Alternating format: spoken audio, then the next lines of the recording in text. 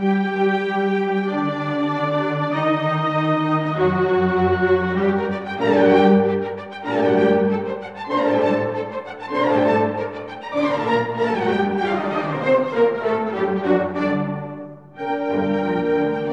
vendo a tela? Uhum. Bom, boa noite a todos, sejam bem-vindos. Essa palestra, que é a primeira feita por mim para o Instituto Ágora Perene, ela tem como objetivo justamente tratar sobre essa perspectiva dos diálogos entre a filosofia ocidental com outras correntes de pensamento não ocidentais, que é uma ideia inédita no Brasil, que muitos institutos ignoram, que é essa questão do diálogo filosófico com outras tradições não ocidentais é um tema de grande relevância, de grande pertinência, e nós vemos, por exemplo, que o pensamento indiano ele padece de muita incompreensão do ponto de vista filosófico hoje em dia, principalmente no Brasil, e vem sendo alvo muito de essa questão dessa cultura coach, que é algo que precisa ser bastante combatida e que acabam distorcendo, de certa maneira, essa perspectiva mais objetiva e mais equilibrada, por exemplo, do pensamento espiritual indiano. E o objetivo dessa palestra é justamente trazer uma perspectiva mais completa sobre o pensamento da Índia, né? E eu vou começar agora a apresentar aqui a introdução. O objetivo desse tema, dessa aula, palestra, é realizar a exploração da filosofia indiana e abordar a sua influência e seus vínculos com o pensamento europeu, né? Então, eu trago aqui a bibliografia utilizada para essa apresentação.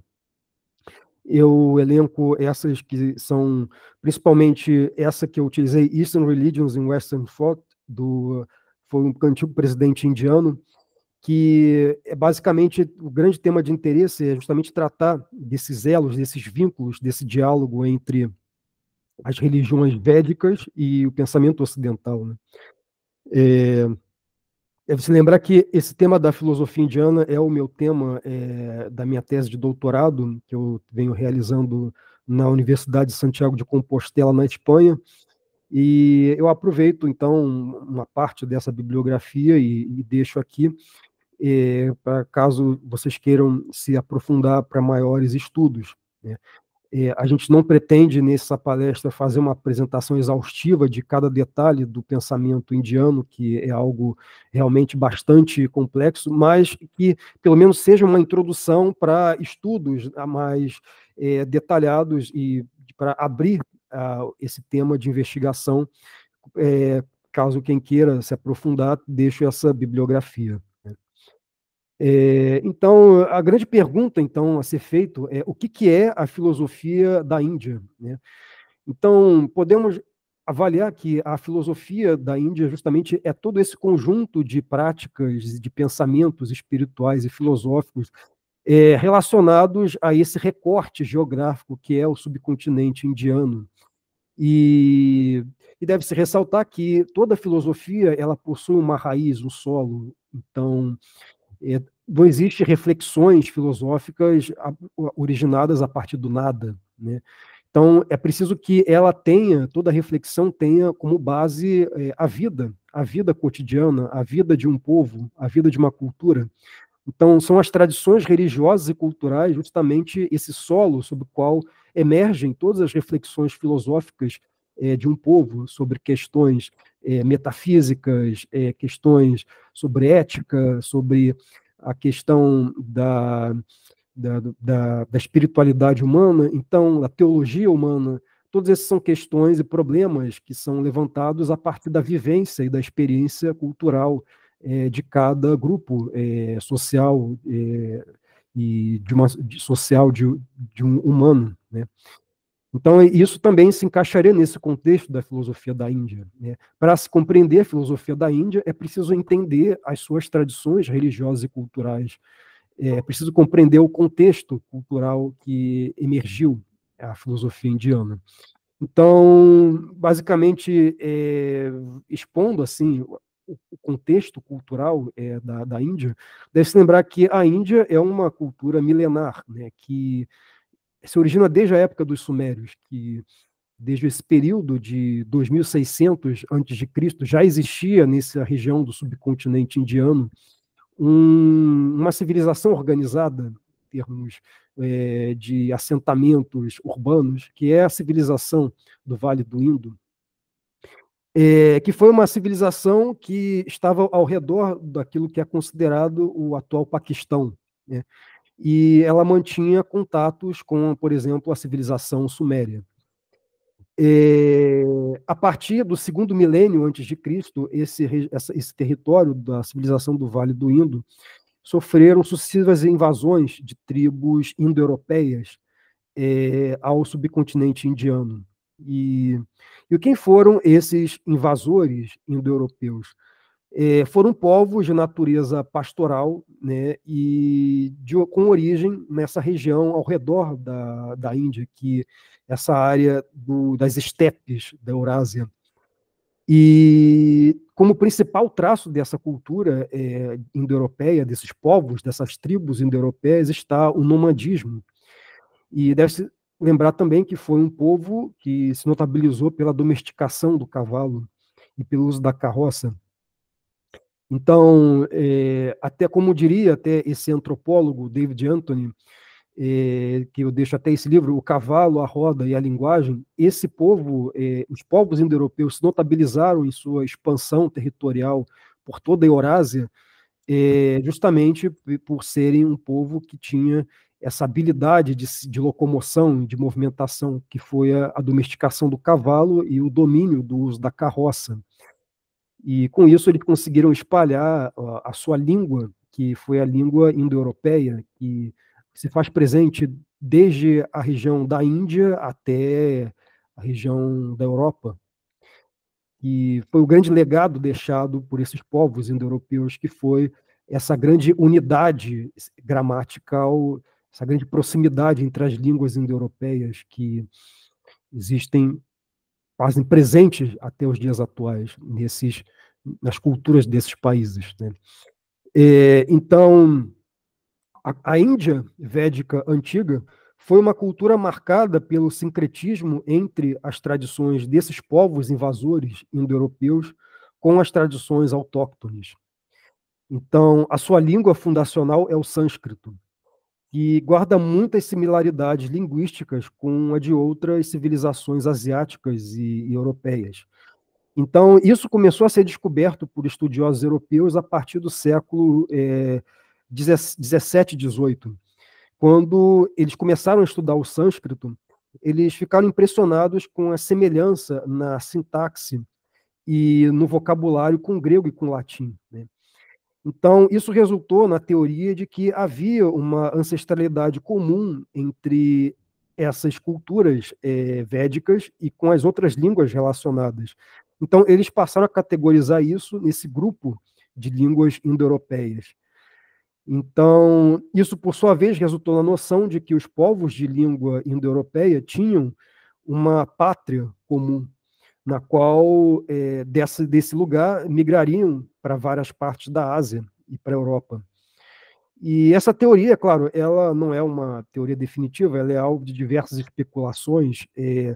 Não se sabe, por exemplo, que lugar foi essa pátria original indo-europeia. Isso não é algo que vem sendo alvo de discussões entre arqueólogos, antropólogos, e também não se sabe o período exato de dispersão dela. Então, mas, de qualquer maneira, não deixa de se ressaltar que essa visão, né, dessa origem indo-europeia comum entre a Índia e a Europa, ela gerou, no século XIX, um grande mito romântico, que é essa ideia de que foi muito trazido, então, desde então, pela escola perennialista, de que existiu uma religião primordial das civilizações, que era encabeçada pela espiritualidade indo-europeia, né?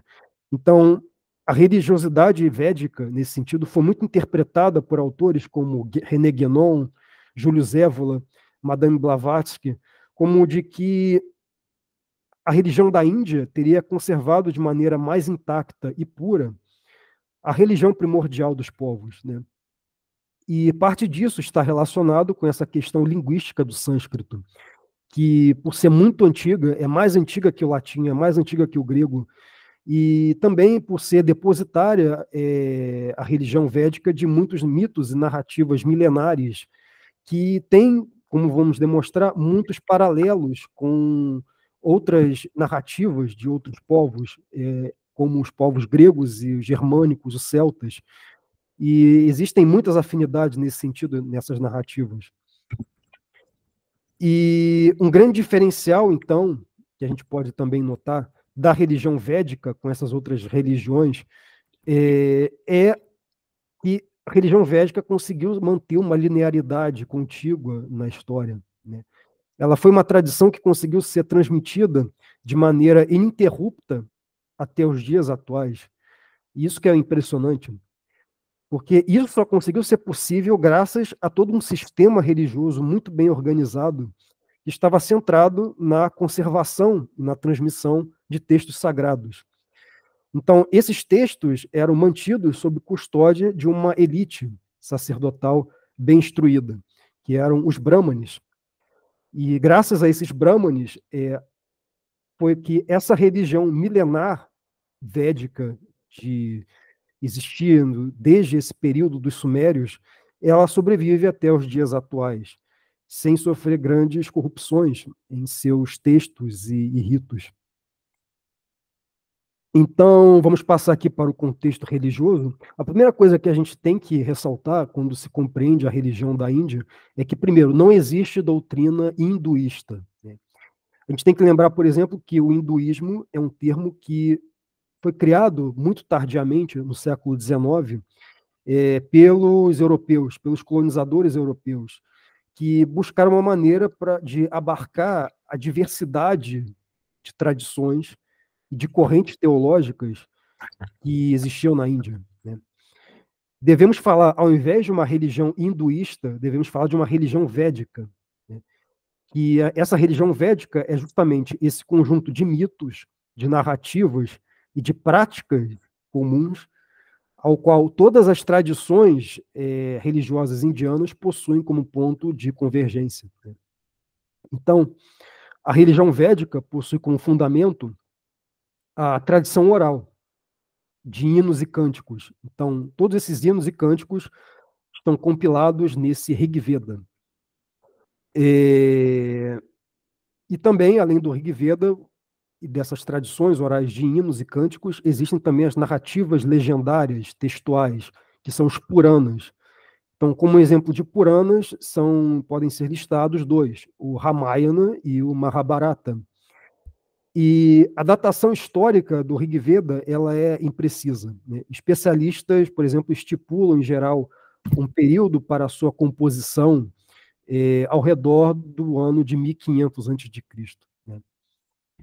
Um outro dado importante a se ressaltar sobre a religião védica é que ela não possui um líder espiritual fundador, como existiram, por exemplo, nas religiões abraâmicas, que você tinha Maomé, você tinha Jesus Cristo no cristianismo, tinha Moisés no judaísmo. Isso não existiu na religião védica. Então, são textos que não têm autoria, são originados por tradições orais muito antigas e que foram compiladas e preservadas posteriormente por textos escritos e conservados por essa casta Brahmani. Então, daí que está o grande papel, a grande importância dessa casta Brahmani, como preservadora das tradições e transmissora dos textos sagrados. Essa casta possui um papel central na conservação e coesão da cultura e da sociedade indiana.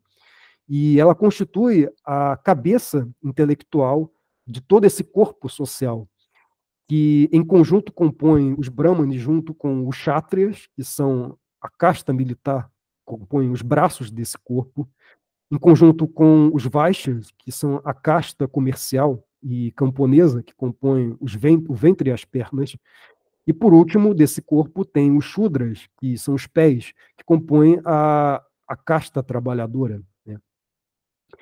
Então, deve-se ressaltar outro ponto relevante, que a religião védica é uma religião de origem prática e não doutrinária. Não existe fé e crença, não existe conversão, aderir à religião védica nesse sentido. É mais correto falar de uma ortopraxia do que de uma ortodoxia, né? Então, é uma religião regulada por uma praxis védica, de que são todos esses conjuntos de ritos e de ações, de regras, que regulam a relação do homem com o cosmos. E são regras que, praticadas independentemente de se ter uma crença, uma adesão doutrinária a ela, elas são praticadas, e justamente essa praxis é o que garante a manutenção e o funcionamento da sociedade indiana. E outro ponto relevante também, que característico da religião védica, é que o sânscrito, ela é a grande língua sagrada da religião védica. Então, a transmissão ininterrupta da tradição de textos pelos brahmanes dependeu de um refinamento analítico da linguística sânscrita. Então, deve-se ressaltar que a ciência linguística da Índia é uma coisa extremamente avançada. Você tem um elevado grau de sofisticação da gramática, da sintaxe. Então, são muitas palavras que aparentemente são parecidas na pronúncia, na escrita, mas que têm pronúncias diferentes. São muitas sutilezas em termos de conceitos, de palavras que são parecidas entre si, né? E tudo isso se deve a esse elevado grau que alcançou a linguística sânscrita. E é um nível de sofisticação que não foi alcançado pelos europeus até o século XIX. Então, outro ponto que se deve ressaltar também é que o pensamento teológico indiano, como eu falei, doutrina indiana teológica, só se desenvolveria muito tardiamente, a partir da tradição de comentaristas.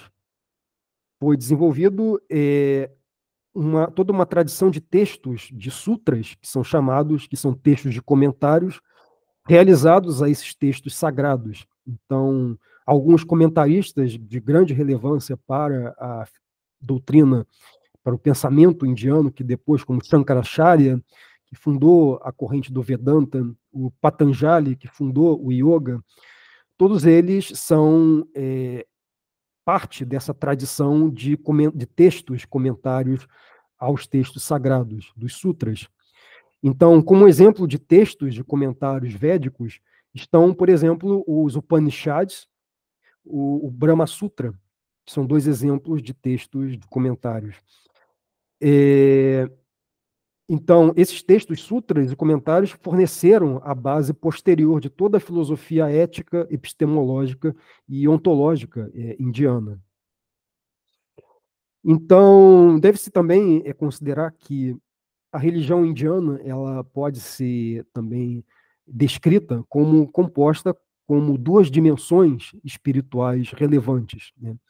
Deve-se ressaltar que toda religião possui duas dimensões espirituais, que é essa dimensão da ritualística, que é horizontal, e a dimensão soteriológica, da verticalidade. Deve-se ressaltar que, antes de detalhar cada uma dessas dimensões espirituais, do que é horizontal, do que é vertical, é preciso definir o que é uma religião.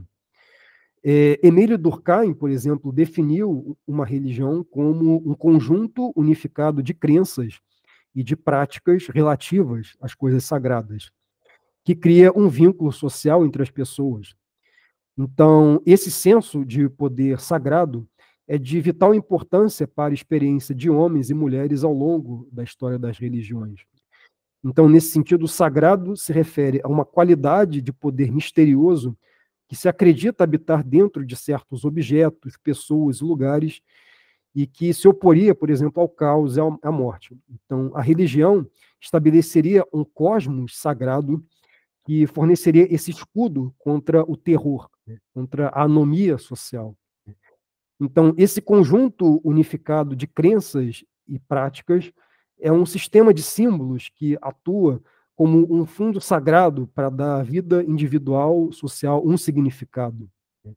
Então, toda a espiritualidade humana, então, nesse sentido, da antropologia, da sociologia, é preciso lembrar que, independentemente do juízo de valor que se faça, se a religião védica ela é algo legítimo ou não, verdadeiro ou não, deve-se ressaltar que ela é parte de uma espiritualidade, de um fenômeno, de uma dimensão do sagrado, né, que é algo que faz parte, é universal de todos os fenômenos e toda a dimensão humana. Né?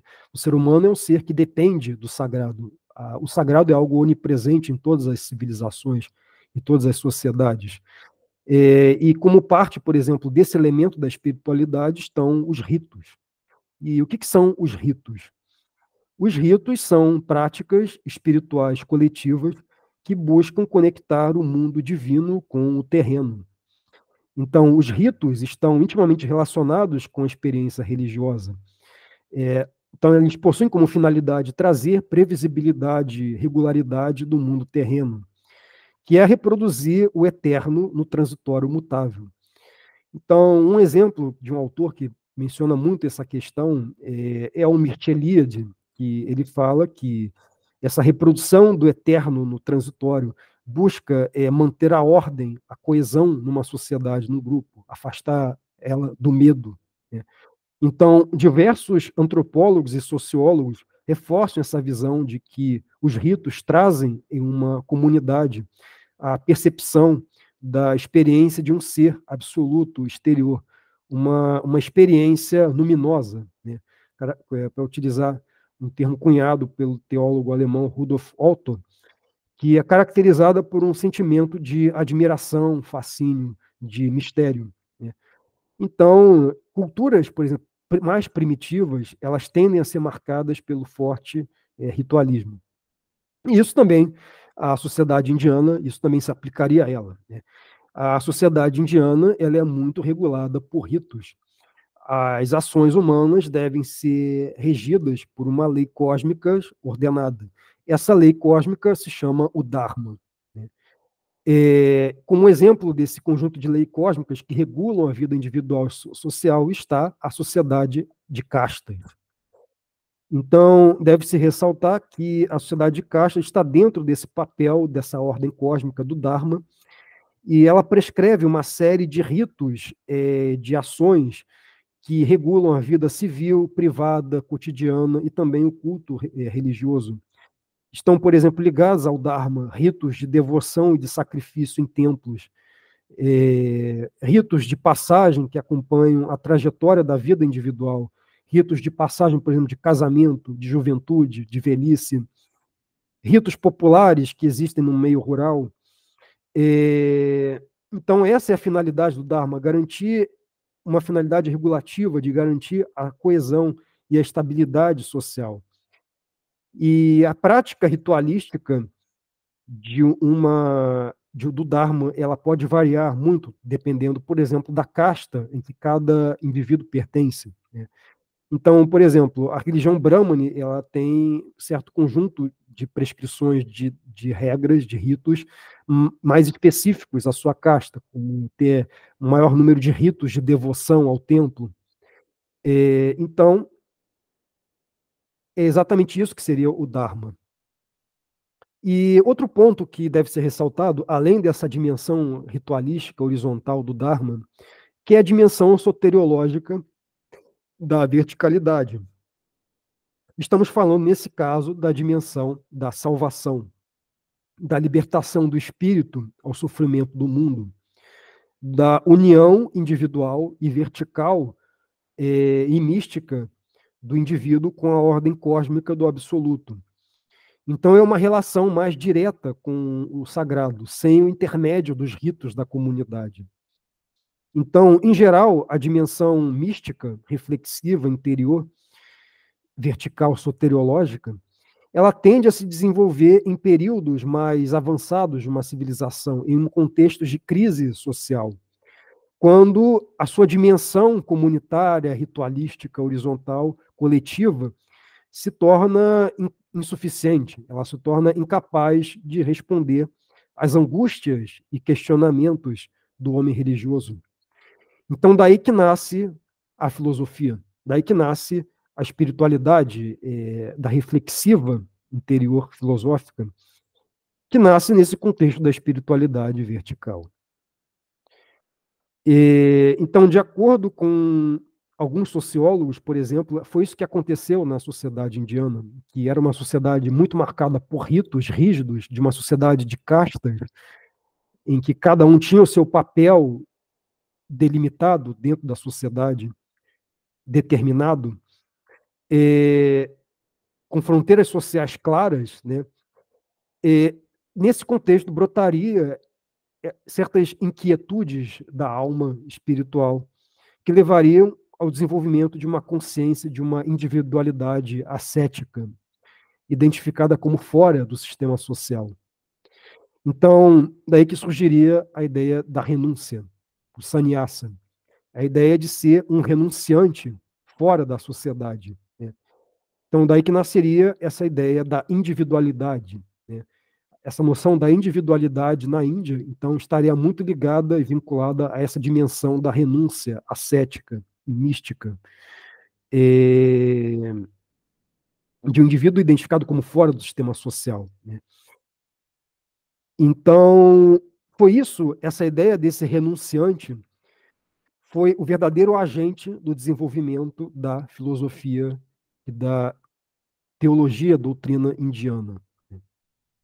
Então, toda a vida espiritual, deve-se ressaltar, está justamente, então, nessa tensão dialética entre seu aspecto horizontal, ritualístico, centrada no coletivo, na coesão da comunidade, que a prática prescritiva, ela existe essa tensão entre esse horizontal e o vertical, né? Que é centrada no interior, na liberdade individual, é contemplativa, não é prática, e ela se expressa nessa renúncia ascética ao mundo. Deve-se ressaltar que algumas correntes do pensamento indiano irão enfatizar mais essa dimensão horizontal aos ritos sociais e outras mais a dimensão vertical, através da renúncia ascética. Então, vemos, por exemplo, nesse caso, algumas correntes como o Vedanta, o budismo, que vão pregar justamente essa união mística com o divino, de maneira puramente contemplativa, sem desvalorizando totalmente o aspecto prático da sociedade. Foram, de certa maneira, uma dimensão de ruptura com a sociedade horizontal comunitária, né? E também vemos também essa dimensão vertical em também outras correntes, como, por exemplo, em questões de práticas esotéricas, como, por exemplo, o tantrismo e o shivaísmo, como vamos mostrar depois. Então, em resumo, na espiritualidade védica, essa dimensão vertical da renúncia consiste como finalidade em atingir essa liberação da alma ao ciclo indefinido de sofrimento da vida terrena. Então, diversas técnicas de purificação da alma foram desenvolvidas para preparar a alma a essa liberação. E daí que nasce as técnicas de meditação do yoga. Então, será nesse aspecto vertical, individualista de espiritualidade, e através dessa ideia de renúncia, é essa ideia que irá exercer forte influência fora da Índia, e irá influenciar todo o pensamento ocidental europeu.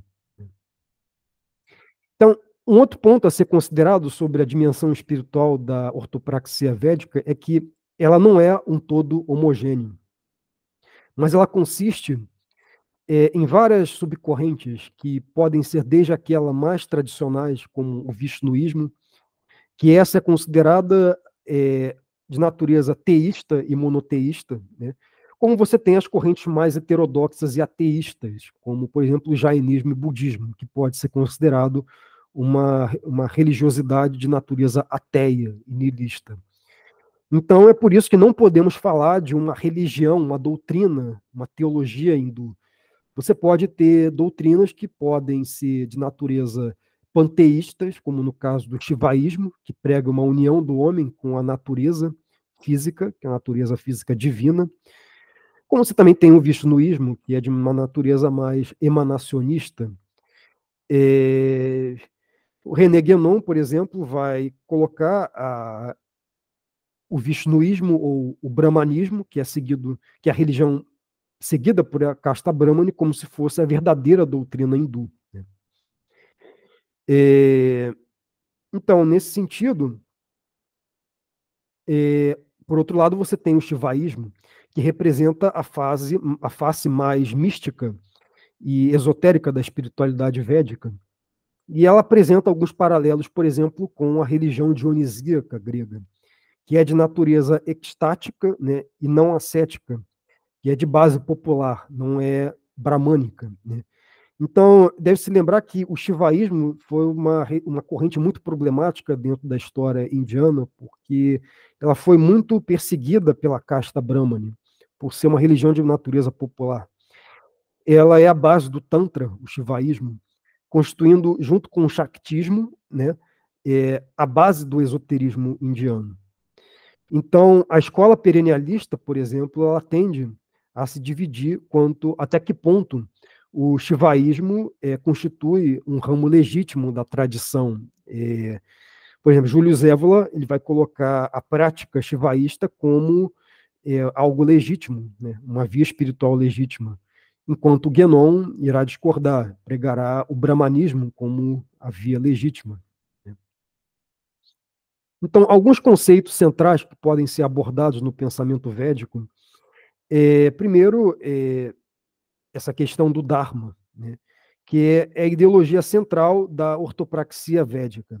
Como falamos, o termo Dharma é algo intraduzível em termos ocidentais, pois ele não tem equivalentes semânticos diretos com nenhuma língua ocidental que consiga remeter a associações expressadas no termo. Então, existem várias maneiras de dizer Dharma. Pode estar vinculado ao dever, está vinculado à religião, está vinculado à justiça, está vinculado à lei, ética, mérito religioso, direito. E associado ao Dharma está também a ideia do karma, que é termo sânscrito para ação. Então, algumas filosofias védicas, por exemplo, tendem por exemplo, as que mais ortodoxas, que postulam uma natureza teísta, tendem a postular que o universo que o universo é caracterizado por um ciclo infinito de reencarnações, que é o samsara, que esse ciclo é determinado por uma lei de ação e de reação, de que todas as ações têm um efeito e que a salvação da alma individual é uma consequência desse efeito, né? E essa realização espiritual e a experiência bem-aventurada de perceber eh, essa noção do karma, né? Então, ela é a base fundamental da salvação hindu. Outro ponto também que deve ser ressaltado é a ideia de Maya, que é o véu ilusório que encobre a realidade.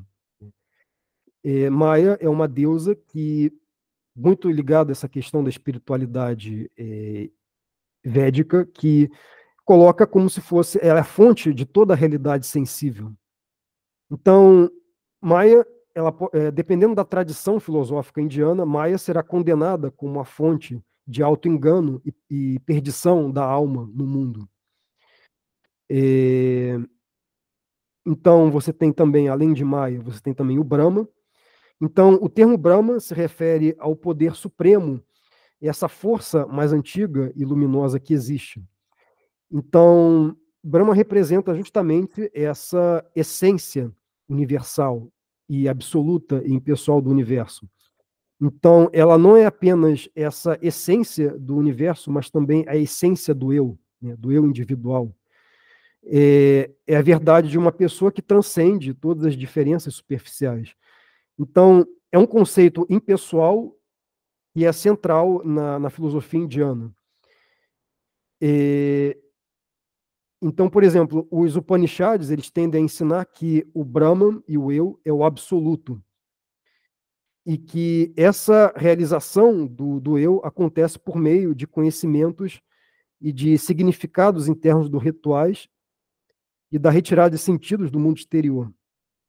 Então, eles enfatizam, por exemplo, que a contemplação do Brahma, ela gera esse ser absoluto, impessoal e invisível, permeia todas as essências individuais do mundo natural e humano. Então, o regresso ao Brahma é o objetivo final de toda a vida ascética espiritual. Então, é como se, em uma imagem famosa, por exemplo, os Upanishads declaram que as almas liberadas se tornam uma com o Brahma. Assim como os rios se perdem seu nome e se tornam um com o oceano. Por último, você tem a ideia de Atman, que é a ideia de que é uma alma individual e que é justamente esse microcosmo do universo exterior, que no interior dela reside o Brahman, né? Então, temos aqui as principais escolas filosóficas, os darshanas da Índia, que podem ser descritas como 6. Então, em resumo, basicamente, você tem filosofias, essas ideias não necessariamente se contradizem entre si. Por exemplo, é possível que o yoga ele seja também seguido pelo Vedanta, e então o Sankhya é a mais fundamental de todas as escolas filosóficas da Índia, que é de natureza dualista, e ela prega, por exemplo, a separação ontológica entre o mundo espiritual e o mundo material. Você tem o yoga, que justamente foi uma consequência dessa filosofia, dessas reflexões do Sankhya, que é essa prática de união entre corpo e espírito, que justamente nesse contexto da verticalidade hindu. Você tem o Nyaya, que é uma outra escola filosófica que se desenvolveu no pensamento indiano, que é muito ligado a essa questão da lógica e da epistemologia, que, como se diz, o sânscrito é uma língua muito analítica nesse sentido. Então, o Nyaya é justamente essa filosofia analítica que se desdobra como consequência do desenvolvimento da linguística sânscrita. Você tem correntes filosóficas mais vinculadas ao naturalismo e ao atomismo, como o Vaisheshika. Você tem, por exemplo, o Mimamsa, que foi uma corrente mais ligada à exegese, à interpretação dos rituais védicos, muito ligada, como eu falei, àquela questão da horizontalidade, né? Você tem também o Vedanta, por último, que foi essa a escola que irá apresentar grandes paralelos com o pensamento ocidental, que é o seu foco no não dualismo, né, e na libertação através do conhecimento da alma individual ao Brahman, ao invés da prática, da ritualística, do Mimamsa. Então, eu terminei aqui a primeira parte. Alguém tem alguma dúvida sobre essa parte, o resumo da filosofia indiana?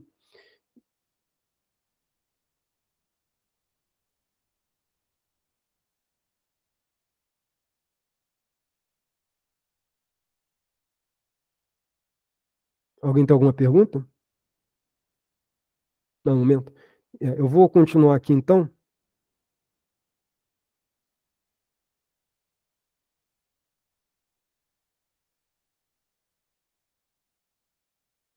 Agora, eu gastei esse tempo aqui explicando principalmente a doutrina védica, justamente para entrar justamente no foco principal dessa apresentação, que é a ligação entre a filosofia indiana e a sua relação com o pensamento europeu.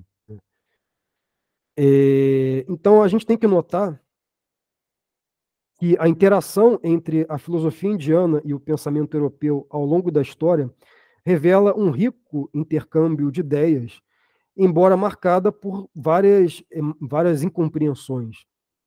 Então, os Upanishads, que são os textos fundamentais da filosofia indiana, introduziram conceitos como a primazia do espírito absoluto, essa distinção entre conhecimento superior e inferior, essa importância da disciplina ascética para alcançar a liberação final da alma.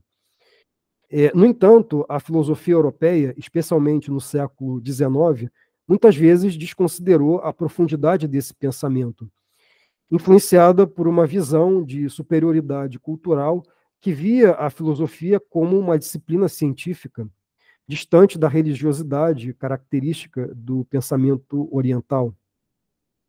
Essa exclusão se acentuaria principalmente por filósofos europeus como Hegel, que considerava a Índia como um território dominado por mitos distante da racionalidade científica, que ele acreditava ser o ápice da filosofia ocidental.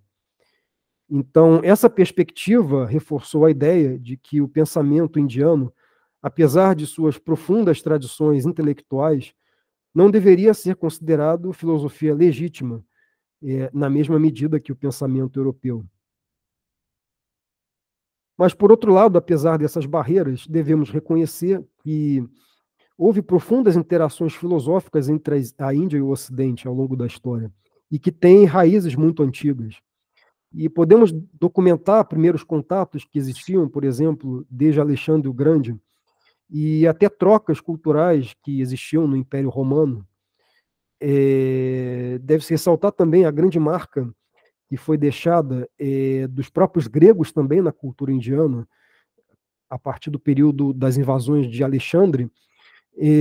Muito se desenvolveu, por exemplo, essa arte Gandhara, e esse desenvolvimento das esculturas greco-budistas, como se pode ver nessa figura do lado, ela foi um legado dessa aproximação entre os gregos e os indianos. Então, muito essas esculturas até foram patrimônio da humanidade, podem ser encontradas em regiões como o Afeganistão, no Irã, na parte da Índia, que são esculturas que, de certa maneira, copiam a escultura grega, e foi um legado também que os gregos deixaram também na cultura indiana, que é a arte Gandhara.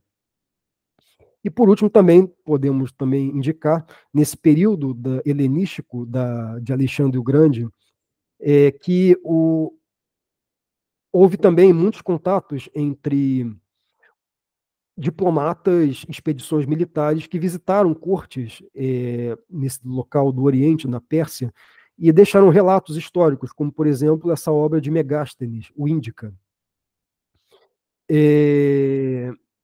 Então, nesse sentido,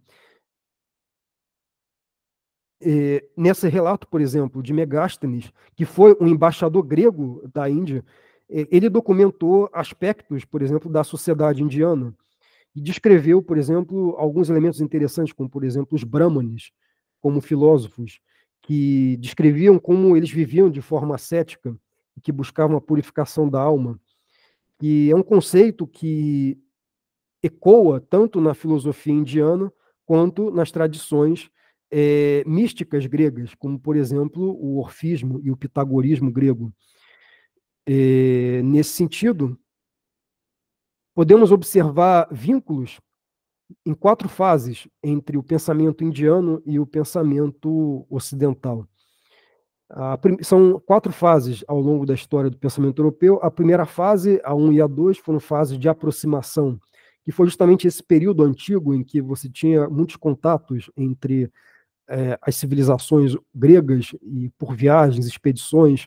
E isso teria gerado vínculos remotos, como, por exemplo, na filosofia de Platão, Orfeu e Pitágoras. E também houve contatos diretos, mais explícitos, no período helenístico e romano. E isso deixou legado, por exemplo, em diversas correntes filosóficas, como os estoicos, a filosofia de Diógenes, os gnósticos também foram influenciados, e também os neoplatonistas, de Plotino.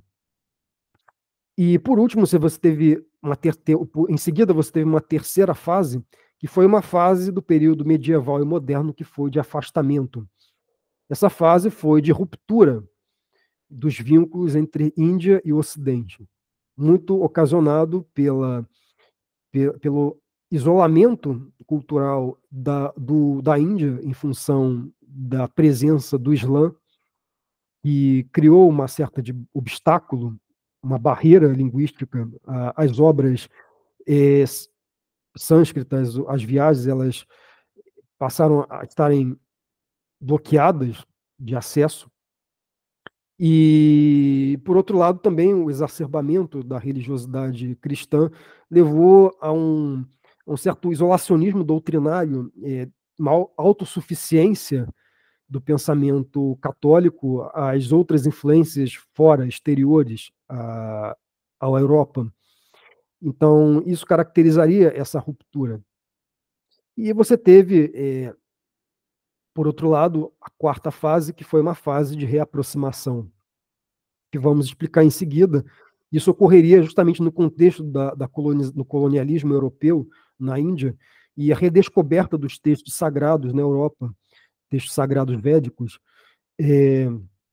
Isso foi o Renascimento Oriental. Isso ocorreu no século XIX, com a tradução dos textos sânscritos, que muito ligados, por exemplo, ao nascimento do romantismo alemão, e estaria presente em autores como Schopenhauer, Tagore, e também ao perennialismo esotérico de Blavatsky, Guénon e Schuon. Então, como primeiro ponto, vamos falar aqui dos vínculos. Desde lá atrás, na Grécia Antiga, nós podemos observar possíveis influências entre a Grécia e o Oriente através da Pérsia. Então, devemos considerar, por exemplo, que os gregos antigos, conhecidos por sua curiosidade e intelecto, não estavam isolados das suas influências estrangeiras. Então, sendo, por exemplo, contemporâneos a Buda, deve-se lembrar que esse período da Grécia Antiga foi o período em que viveu o Buda, né?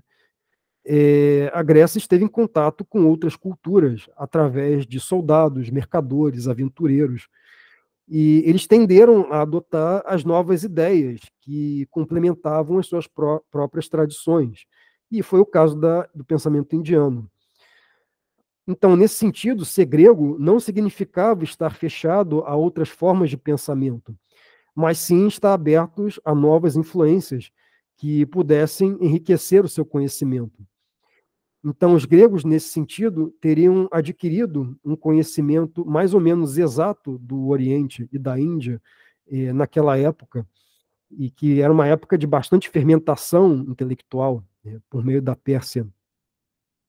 Mas, quer aceitemos ou não essa hipótese, que é uma hipótese muito controvertida, alguns teóricos não falam dessa influência da Índia, falam influência via Egito.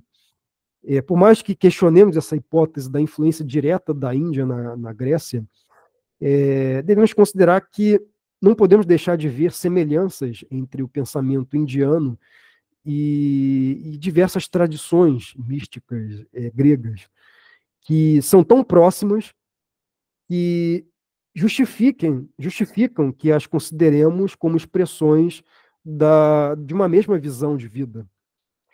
Então, podemos usar, de certa maneira, um sistema para interpretar o outro sem problema nenhum. E esse é o caso da tradição mística do orfismo e de Pitágoras, que são tradições místicas que devemos ressaltar, elas são muito distintas da religiosidade grega tradicional, né? Existem muitos aspectos que são alheios, por exemplo, à mitologia grega nesse sentido. E só conseguiríamos compreender isso através dos paralelos que existem com a tradição védica indiana. Um exemplo disso, por exemplo, é do orfismo. No orfismo encontramos certos rituais de purificação. Em linhas gerais, o orfismo é uma corrente mística inaugurada por Orfeu, que foi uma figura legendária na Trácia, e ele é frequentemente citado como fundador de uma seita religiosa na Grécia. Essa seita, que é conhecida como orfismo, ela tinha suas próprias regras de vida. Ela era uma teologia mística e com rituais específicos de purificação. Então, os órficos acreditavam que o principal objetivo da vida era libertar o divino que estava preso dentro de elementos não divinos do ser humano. Então, ao contrário, por exemplo, dessa visão grega típica de que a alma era apenas uma sombra fraca do indivíduo, o orfismo via a alma como um deus caído, que precisava se purificar para retornar ao seu estado original. Então, a alma era vista como imortal. e, caso não fosse libertada após a morte, continuaria em um ciclo sucessivo de reencarnações, passando por diferentes formas, humanas ou animais, até alcançar a liberação completa. Então, o corpo, nessa visão, era visto como uma prisão, uma morte. E a morte seria uma prisão, e a morte seria apenas uma liberação temporária antes de um novo ciclo de reencarnação começar. Então, os órficos seguiam, por exemplo, uma vida muito austera, evitavam o consumo de certos alimentos e rituais comuns, e acreditavam também nessa ideia de irmandade universal em todos os homens. Então, diferente do culto grego tradicional, os seguidores do orfismo se organizavam em comunidades iniciáticas nesse sentido. E em Pitágoras ocorrerá algo muito parecido. Então, as semelhanças entre o orfismo e os ensinamentos de Pitágoras são notáveis. Pitágoras, que viveu no século VI a.C., também ensinava uma vida de disciplina e de simplicidade, como a crença na reencarnação e na purificação da alma. Então, ele via o universo como uma harmonia, onde tudo estava de maneira em sintonia, né? E acreditava que a alma humana deveria imitar esta ordem. Então, assim como os órficos, Pitágoras defendia uma vida austera, incluindo a abstinência de carne, né?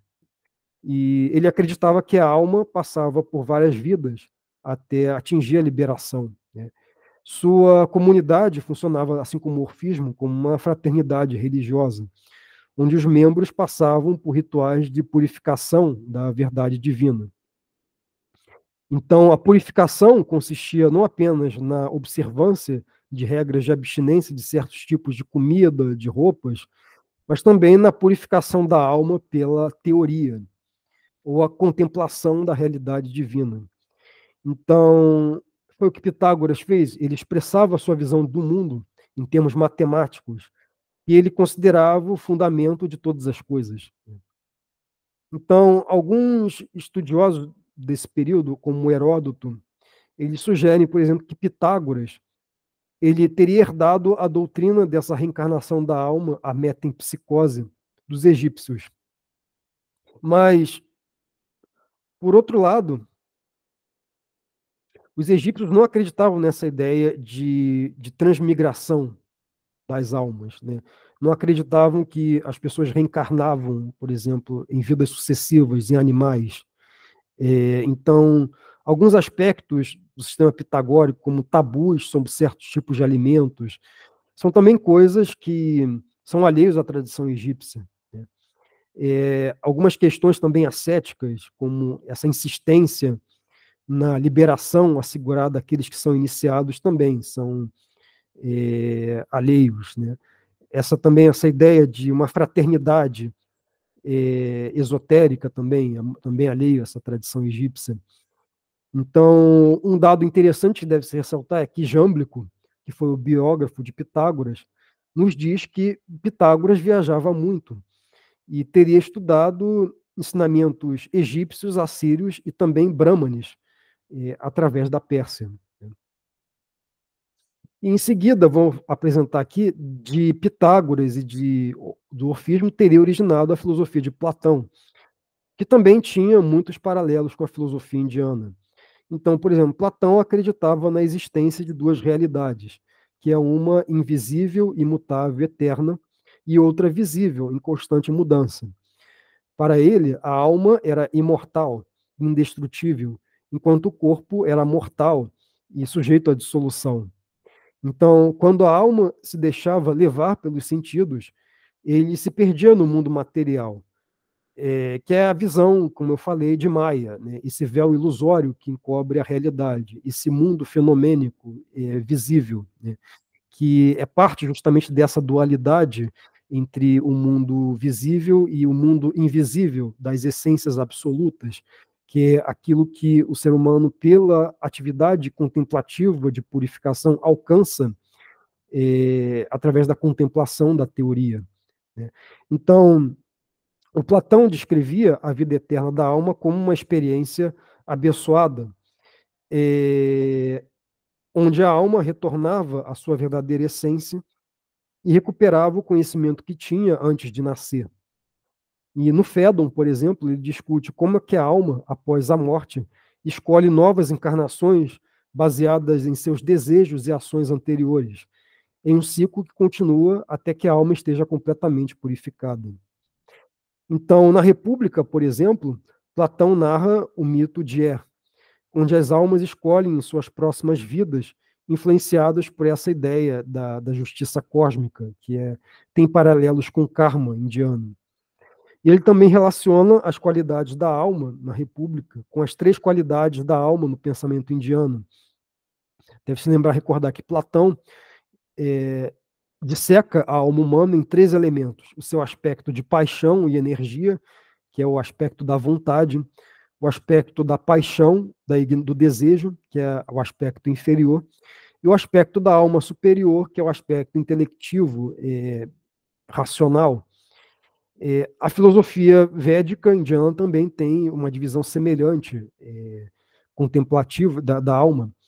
Tem essa noção contemplativa da sattva, que é essa noção superior da alma, de pureza e harmonia, que é a visão intermediária de rajas, que é a paixão e energia, e a visão inferior do desejo, que é o tamas. Então, nessa foto, por exemplo, temos uma imagem de uma carruagem, que é do Bhagavad Gita. Então, isso tem uma analogia muito interessante com o pensamento de Platão, porque Platão também fala de uma carruagem no seu livro do Fedro, e essa carruagem ela representa os cavalos das paixões e que são os desejos e a ira. E esses cavalos são domados pelo guia, o cocheiro da carruagem, que é a, a camada superior da alma humana, que é o sattva. Então, na visão indiana, temos também exatamente essa imagem que estava exposta no Bhagavad Gita. E quem é esse condutor da carruagem? É o Brahma, é o ser superior, o ser supremo. E ele é o responsável por conduzir as nossas paixões inferiores e em direção à nossa libertação do moksha. E algo semelhante vai acontecer também com Platão, em que ele vai colocar uma carruagem guiada pelo intelecto, e esse intelecto irá domar as paixões dos cavalos, do desejo, da ira, em direção às camadas, às esferas celestes superiores do mundo invisível, do mundo absoluto. Algo semelhante também ocorreria na visão indiana. Então, o pensamento da Índia, se no pensamento grego antigo ocorreram apenas hipóteses de conexões remotas e paralelismos de pensamentos, podemos notar que no período helenístico e romano realmente existem dados documentados de que houve realmente contato direto. E esse contato direto podemos listar, por exemplo, na presença alexandrina na Índia. Então, Alexandre o Grande teria levado uma expedição até a Índia e encontrado filósofos que foram filósofos gregos, na verdade, que teriam sido profundamente influenciados por práticas de sábios indianos, que esses sábios indianos eram conhecidos como gimnosofistas, ou os filósofos nus na Índia. Esses filósofos nus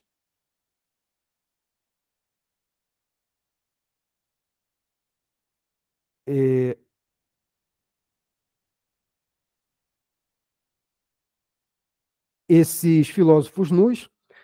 eles recebiam esses nomes por serem sábios yogis que viviam em práticas de extrema renúncia, rejeitando o poder, riqueza e honrarias, e considerando tudo isso como supérfluo. Então, essas práticas teriam impressionado os filósofos gregos da corte de Alexandre. E isso geraria profundas influências mútuas entre as duas correntes filosóficas, né? Então, a primeira reação foi de um choque, né? Então, porque muitos desses filósofos gimnosofistas realizavam práticas muito extremas para os olhos gregos, como, por exemplo, a ideia de suicídio ritual, o que demonstrava que como que no meio daquela corte alexandrina de riqueza e ostentação, como que tudo que eles tinham era realmente algo muito frágil, ilusório, transitório. Então, a prática de renúncia foi algo que realmente chocou, impressionou a corte alexandrina. E chocou, impressionou também filósofos gregos, como os filósofos céticos e os filósofos cínicos, né? Esses filósofos admiraram a serenidade e a imperturbabilidade desses gimnosofistas, que parecia uma forma de niilismo muito grande, né? É um tipo de niilismo que foi notado também por muitos filósofos do século XIX, como Nietzsche, que ele sugeriu, por exemplo, que o fundador do ceticismo filosófico grego, helenismo, teria sido influenciado pelo budismo dessa época, da Índia, e trazendo para a Grécia, por exemplo, certas ideias, como essa ideia de aniquilação do ego, que é muito semelhante também às encontradas em outras correntes místicas, como a Sufi e a cristã.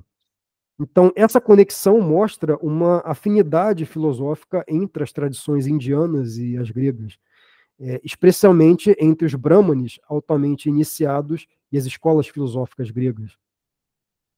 Então, também tivemos, além da presença alexandrina, muitas interações romanas durante o Império Romano, especialmente durante os reinados de Augusto, Trajano e Marco Aurélio. Houve contatos entre a Índia e o Ocidente que se intensificaram.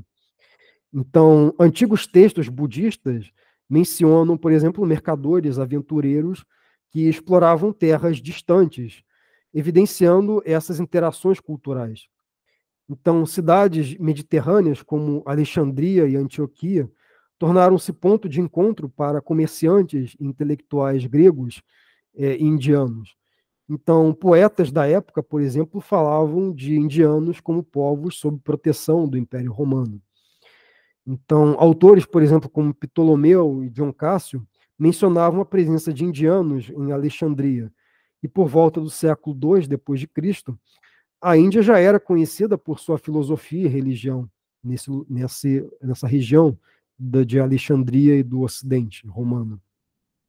Um exemplo disso é a história relatada por Luciano, que fala de um filósofo grego que, inspirado pela filosofia indiana, decidiu abandonar suas posses para viver entre os brâmanes. Então, autores cristãos como Clemente de Alexandria e São Jerônimo também faziam referência ao budismo e ao brahmanismo. Então, embaixadas indianas começaram a ser enviadas a líderes romanos como Constantino, Juliano e Justiniano. Então, o pensamento indiano na Alexandria foi um outro traço muito importante, que Alexandria foi marcada por esse centro de interação entre Oriente e Ocidente, esse grande ponto de sincretismo religioso. Então, em Alexandria, por exemplo, a filosofia religiosa assumiu várias formas, com o misticismo desempenhando um papel central. E essas filosofias, apesar de diferentes, compartilhavam conceitos importantes, como, por exemplo, a ideia de Deus como uma unidade transcendente, a crença em poderes intermediários para conectar o absoluto ao mundo material, a associação da matéria ao mal, matéria ilusória, a valorização da autodisciplina ascética para alcançar a compreensão de verdades supremas. Então, esses conceitos eram comuns em correntes religiosas, tanto com o platonismo judaico, o gnosticismo, o neoplatonismo, e também o platonismo cristão, né? Então, por exemplo, estudiosos notam semelhanças entre os ensinamentos dos Upanishads, o budismo primitivo e as teorias gnósticas. Então, a ideia de que as raízes do gnosticismo pode ter vindo da Índia, difundidas pelo budismo, foi sugerida por autores como, por exemplo, Mater, na sua obra A História Crítica do Gnosticismo. Então, o gnosticismo, que combinava elementos do platonismo grego com o pensamento indiano, era um sistema religioso sincrético que floresceu nas províncias orientais do Império Romano, antes e durante o cristianismo. Embora o cristianismo considerasse o gnosticismo uma heresia, muitas de suas ideias tinham paralelos, por exemplo, em comum com os Upanishads e as tradições místicas gregas. E o neoplatonismo de Plotino é um outro traço importante de contato com a filosofia índia, porque estava inserido dentro desse contexto.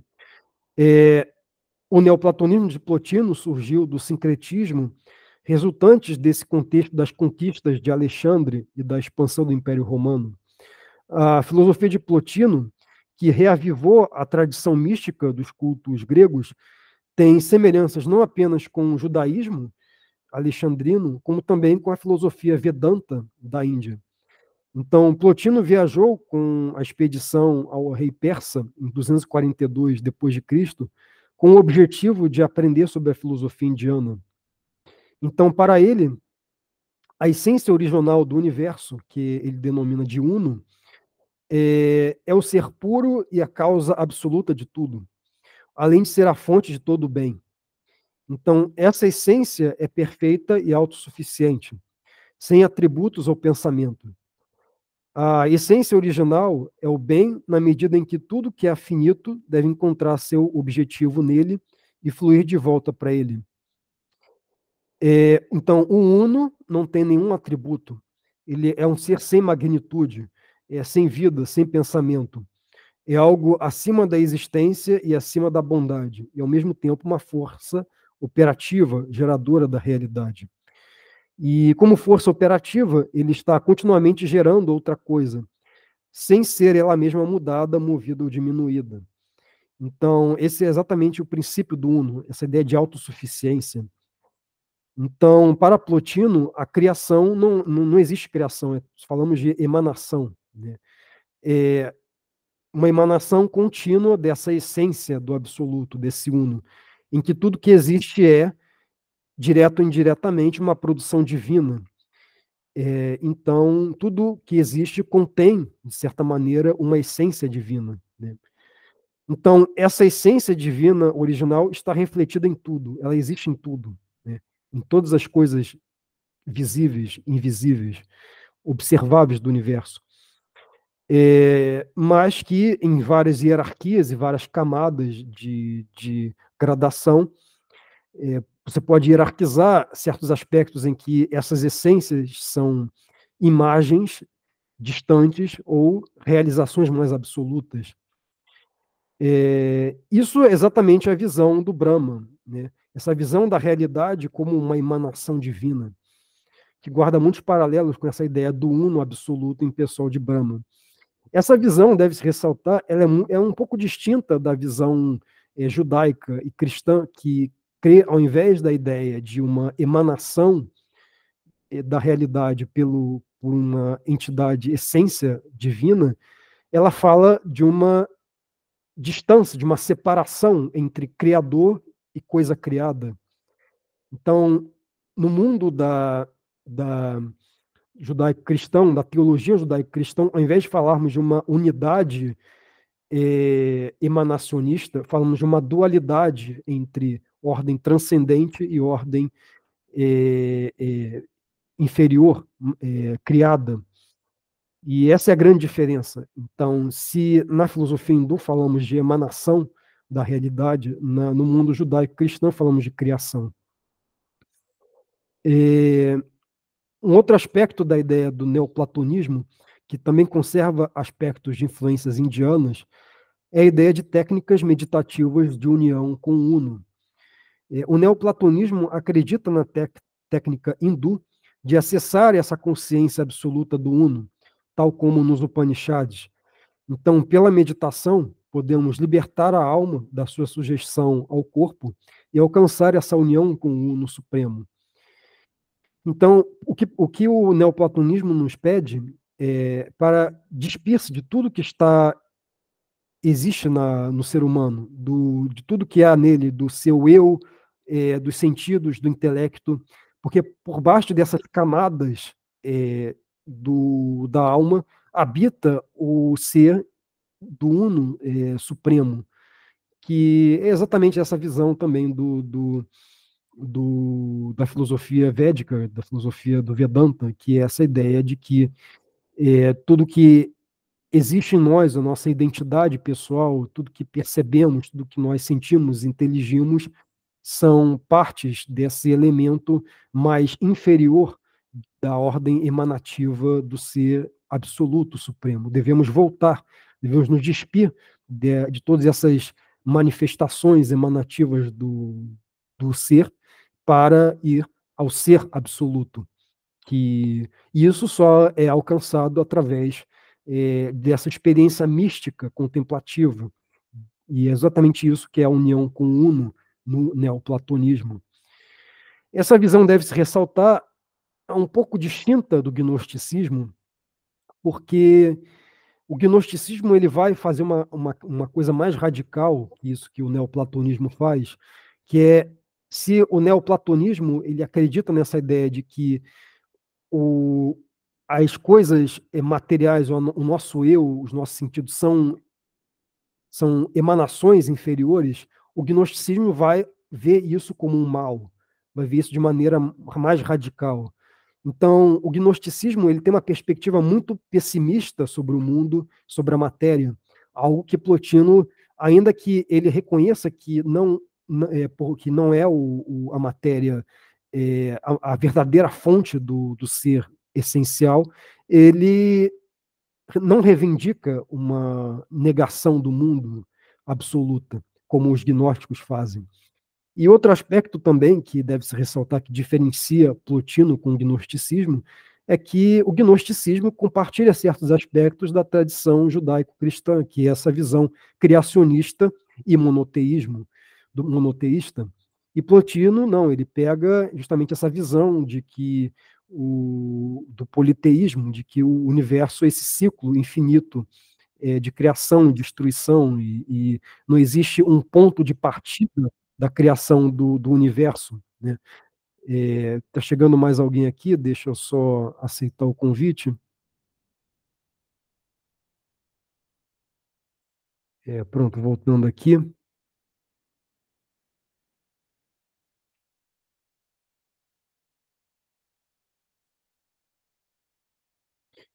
Bom, falamos aqui então que isso é algo que gera muita confusão, né? Muita gente confunde, mistura gnosticismo com neoplatonismo, com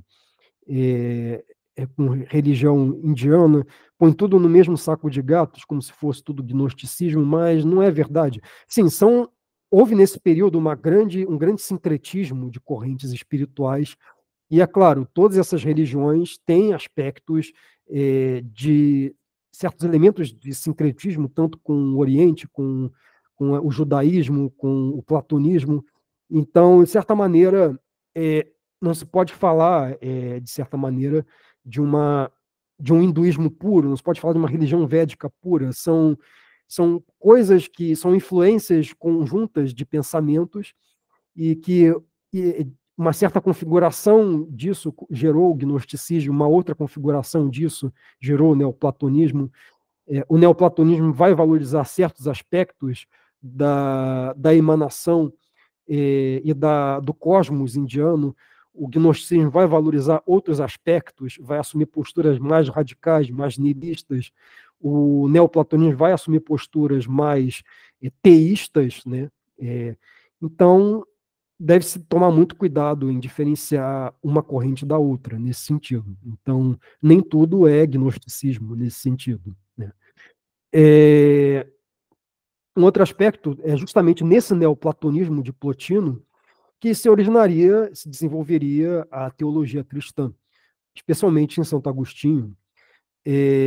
Então, essa influência se espalharia pela Europa medieval por meio de figuras importantes como Dionísio Areopagita, João Escoto Erígena, Hugo de São Vítor e São Boaventura. Então, deve-se ressaltar, por outro lado, entretanto, que o crescimento do cristianismo e o surgimento do Islã, a partir do século VII, rompeu esse vínculo entre o mundo indiano e o europeu.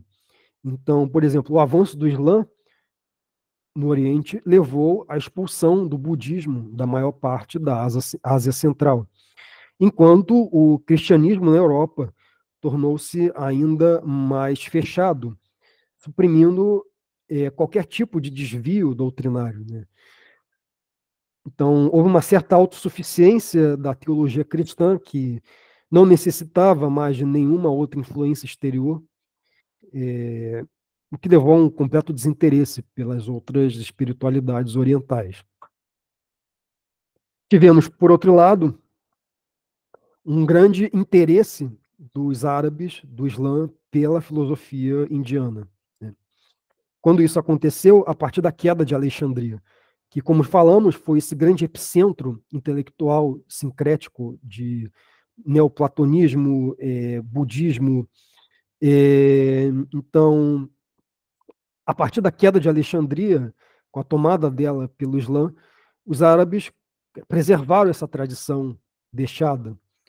Então, a mantiveram e a levaram para seus centros intelectuais, em Bagdá, em Cairo, em Córdoba, e rapidamente esses centros intelectuais do mundo islâmico, como por exemplo Bagdá, que foi fundada em 762 depois de Cristo, se tornou um importante centro cultural, onde governantes muçulmanos incentivaram a tradução de obras gregas, como as de Platão, Aristóteles e Plotino para o árabe.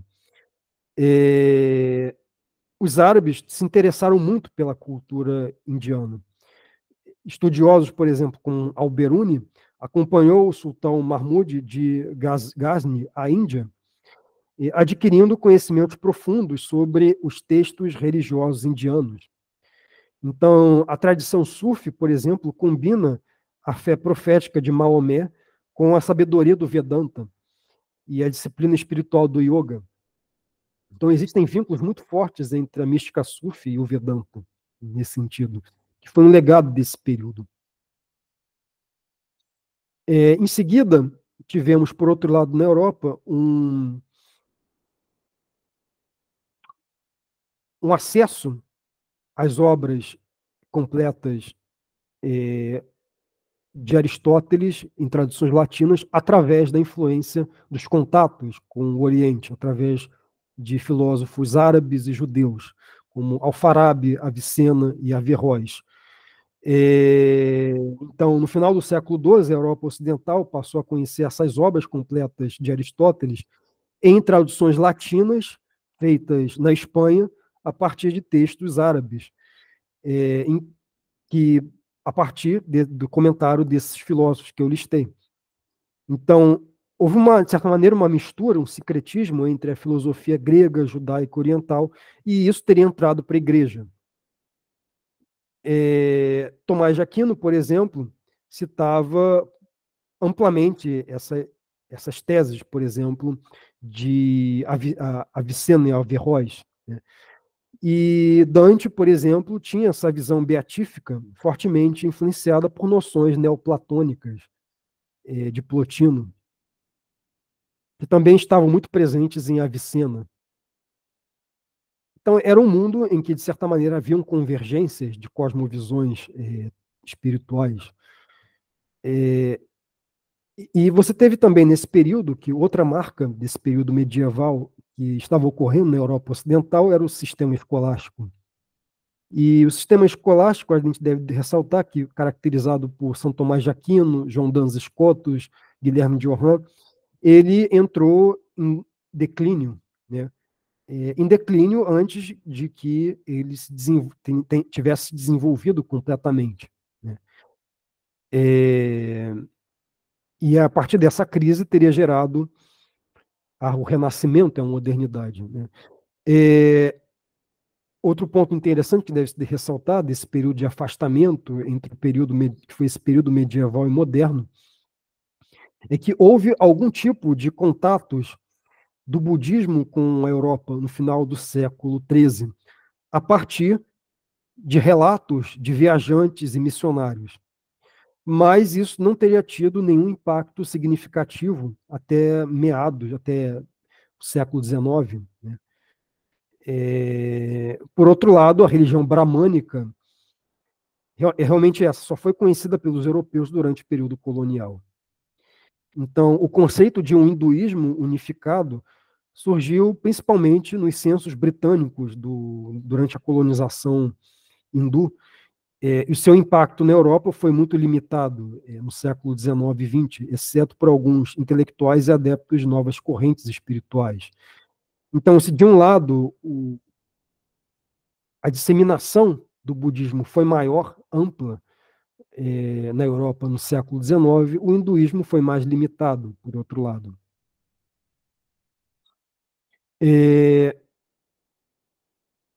Em seguida, observamos, por exemplo, logo depois do período medieval, tivemos a crise da escolástica, tivemos essas influências e confluências entre o contato de algumas obras espirituais hindus através dos árabes, que foram transmitidas aos ocidentais.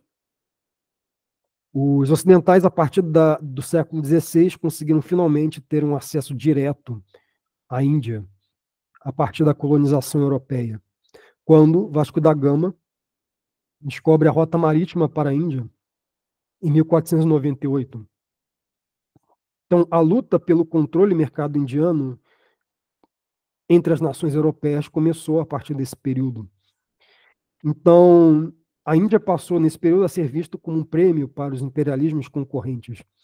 Então, portugueses, espanhóis, holandeses, franceses e ingleses lutaram entre si pela posse da Índia.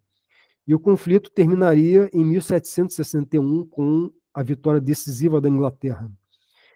Então, o estudo científico da literatura indiana começa a partir desse período. Um governador-geral da Índia, nesse período, Warren Hastings, começa a achar necessário, para fins de administração, estudar os antigos livros de direito indiano. O estudo científico da literatura indiana começa a partir desse período. Logo em seguida, em 1785, houve a publicação da primeira tradução do Bhagavad Gita para o inglês, no qual esse governador-geral Warren Hastings escreveu um prefácio, no qual dizia que obras como Bhagavad Gita sobreviveriam mesmo após o fim do domínio britânico na Índia.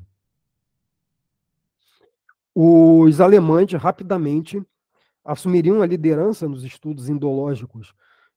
Friedrich Schlegel publicaria o seu influente livro A Língua e a Sabedoria da Índia, em 1808, seguido pelo seu irmão August Wilhelm von Schlegel, que se tornou o primeiro professor de sânscrito da Alemanha, em 1818. Esse período daria início ao Renascimento Oriental, que foi marcado pelo avanço dos estudos orientalistas na Europa.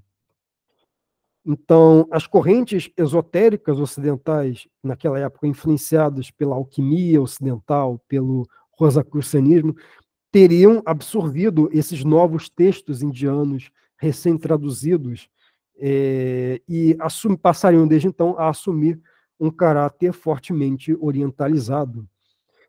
Essa evolução teria originado justamente esse mito de uma tradição primordial de que a Índia seria esse tronco principal, né, superior a todas as outras tradições religiosas, sejam elas cristãs ou não. E dali se originariam correntes espirituais modernas, como o transcendentalismo americano de Ralph Waldo Emerson, a teosofia moderna de Helena Blavatsky, o perennialismo de René Guénon, Fridtjof Schwann, são exemplos de movimentos espirituais que surgiram no contexto desse renascimento oriental do século XIX, cada um à sua maneira contribuindo para uma nova percepção da espiritualidade e da filosofia na era moderna. Um outro filósofo que foi muito influenciado, que merece ressaltar de passagem aqui, que trouxe essa noção, esses conceitos da filosofia indiana na Europa, foi Schopenhauer. Então, como falamos, né, no século XIX, que foi esse período de grande interesse europeu, especialmente dos românticos alemães, pelos textos sânscritos, surge a filosofia de Arthur Schopenhauer.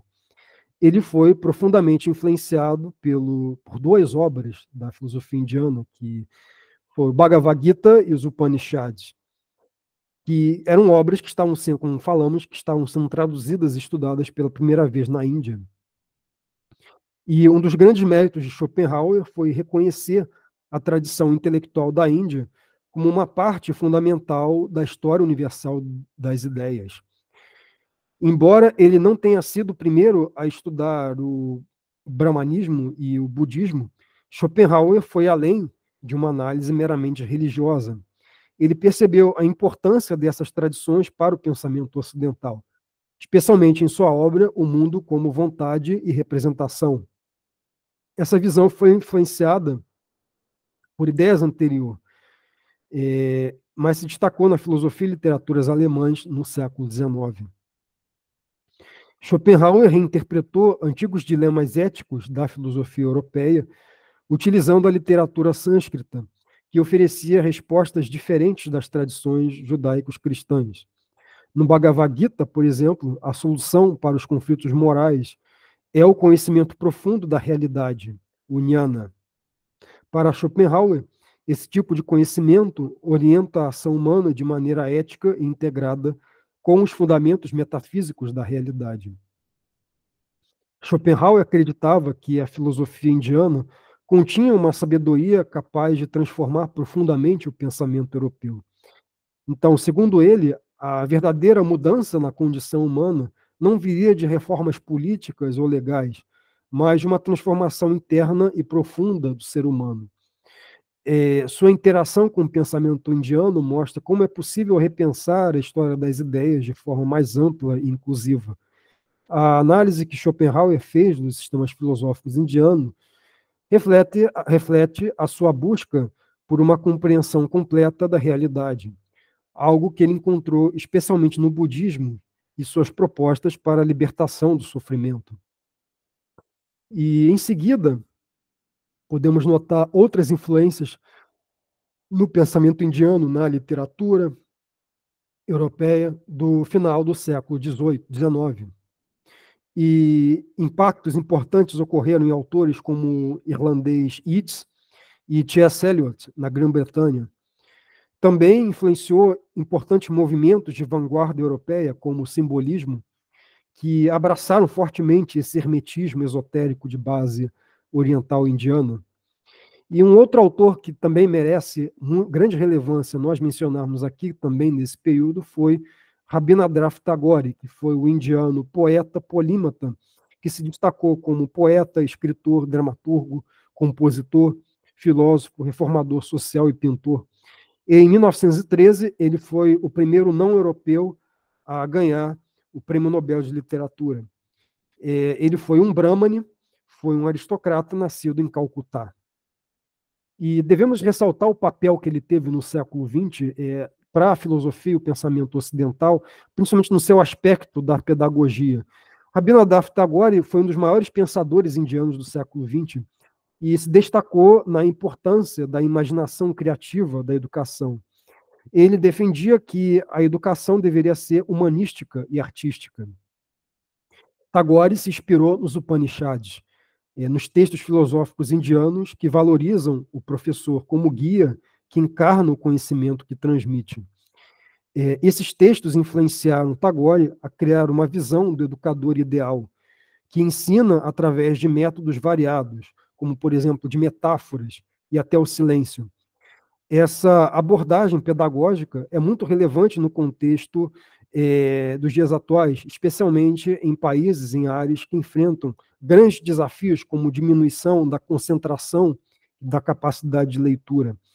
Tagore encontrou em práticas indianas de atenção e concentração muito tiradas do yoga, como o dharana, técnicas de concentração, uma forma de enfrentar esses desafios pedagógicos, integrando-as em seu modelo educacional para melhorar a capacidade de concentração de leitura.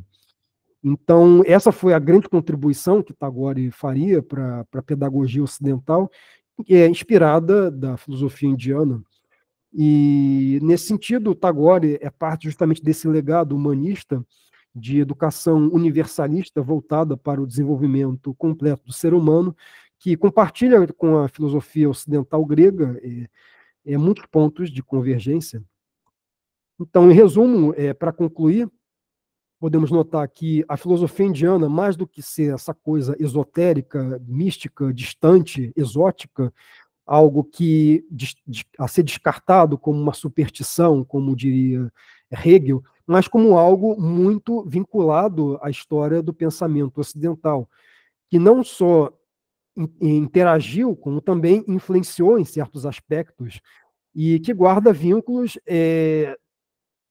muitos deles que ainda merecem investigação, como, por exemplo, na Grécia Antiga, que são hipóteses, mas que merecem aprofundamentos maiores, merecem investigações mais profundas, né? Claro que não temos de verdades definitivas do que aconteceu naquele período, né? Mas que suscita perguntas, suscita hipóteses, suscita dúvidas, e que nos leva a refletir que essa interação foi algo muito mais complexo do que realmente se imagina, né? E, por último, essa apresentação, essa aula, buscou fazer reflexões sobre como que o reconhecimento mútuo entre as filosofias pode ampliar a nossa compreensão do pensamento humano, como se pode notar, principalmente entre os autores mais recentes, que trouxeram aportações reais e concretas do pensamento indiano para refletir problemas metafísicos e éticos sobre a vida humana, como foi o caso de Schopenhauer, ou sobre a pedagogia, como foi sobre o caso de Tagore. Então, terminemos aqui a palestra. Eu vou deixar agora aberto para perguntas. Bom, espero que eu tenha realizado uma apresentação que dê para cobrir os principais aspectos da filosofia indiana. E caso tenha alguma dúvida, eu vou passar agora para perguntas agora. Obrigado.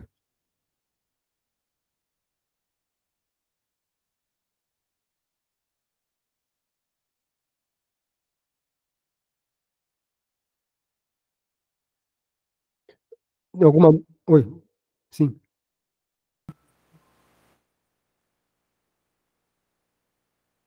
sim.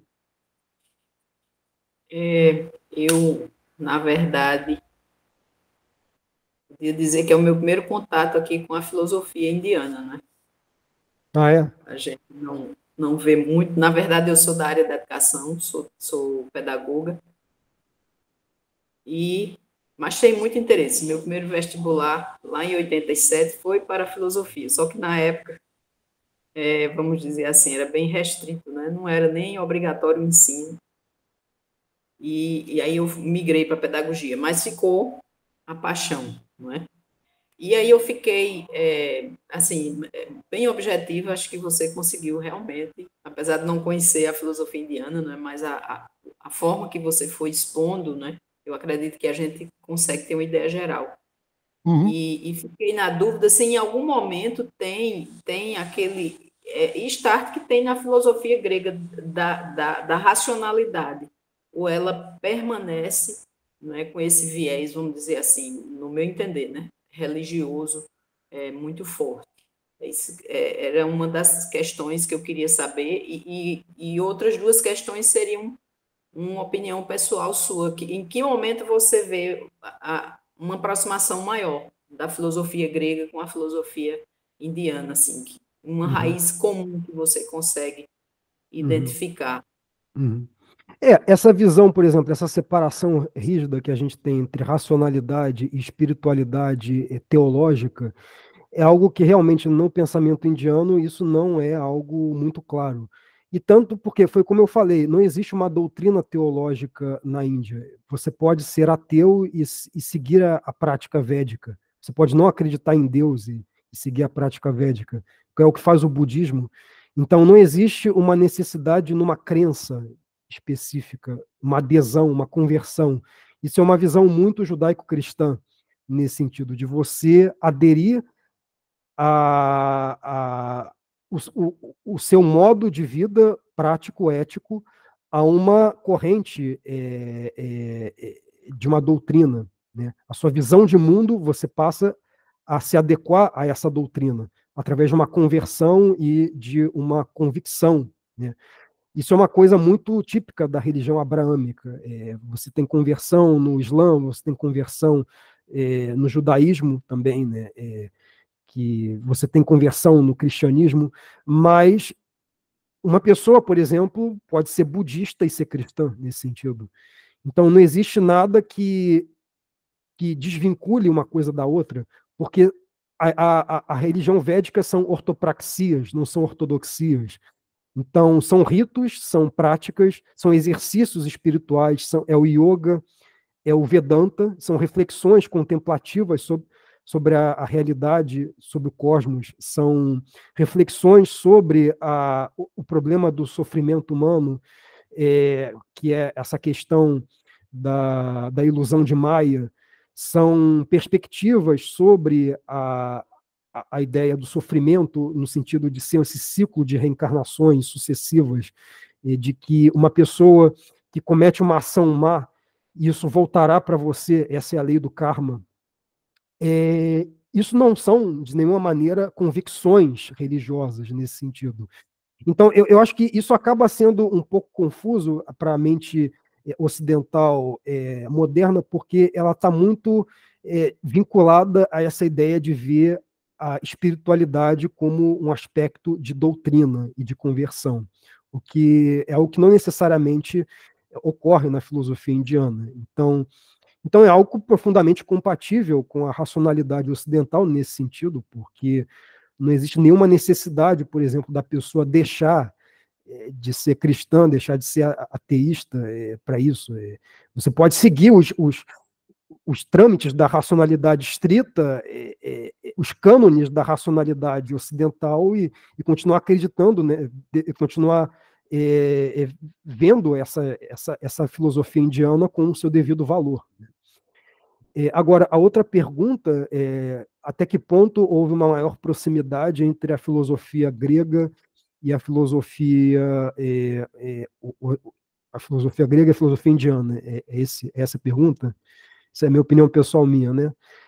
O que eu vejo, por exemplo, sim, você teve várias, não foi uma conexão direta entre esses dois povos, você teve muitas afinidades de pensamento, de correntes. A partir do período de Alexandre o Grande, você teve contatos diretos pela primeira vez. Então, eu diria que foi lá no período da Antiguidade, nesse período aí que você teve em Alexandria, em que você teve esse grande ponto de trocas comerciais entre mercadores de todo o mundo. Você tinha mercadores da Índia transitando em Alexandria. A gente poderia dizer que foi esse o período em que você teve o maior ponto de convergência com o Oriente. Então, você teve a escola de Alexandria, que foi o grande marco da história do pensamento helenístico, romano, patrístico também, de onde surgiram o gnosticismo, o neoplatonismo, de onde surgiram a patrística. Esse período, esse lugar, especificamente de Alexandria, foi o ponto em que eu diria que na antiguidade clássica foi o ponto de maior convergência entre as filosofias ocidentais e indianas, né? É algo que merece grande ponto de atenção e de estudos, né? Porque a gente tem que tomar cuidado, porque tem gente que rejeita a filosofia indiana porque ela levou ao gnosticismo, levou a esse niilismo absoluto, essa rejeição total da matéria, teria originado essa visão niilista. Não é verdade, você teve correntes na filosofia indiana que não são niilistas, que o Vedanta não é uma filosofia niilista, ele reconhece a realidade visível como participa dessa emanação divina. Então, a realidade visível ela é tão divina quanto a realidade invisível. Então, ele não rechaça a matéria como algo negativo, como algo mal, algo que o gnosticismo faz. Então, são muitas sutilezas, são muitas peculiaridades que devem ser observadas em cada uma dessas correntes, que deve ser estudada cada uma com cuidado, né? São sincretismos, são misturas, né? Não foi um caldo não foi uma coisa homogênea nesse sentido. Então, e é nesse sincretismo que está inserido, foi daí que nasceu a filosofia cristã, foi daí que nasceu o agostinianismo, nasceu a escolástica. A gente não pode ignorar também isso, são influências indiretas. A Índia deixou suas marcas nisso também, na filosofia de Santo Agostinho, na filosofia escolástica. Então, a gente não pode também ignorar isso. Essa marca da Índia, que é o sincretismo, está em tudo. Você tem o DNA da Índia, né, em tudo que são esses pensamentos também.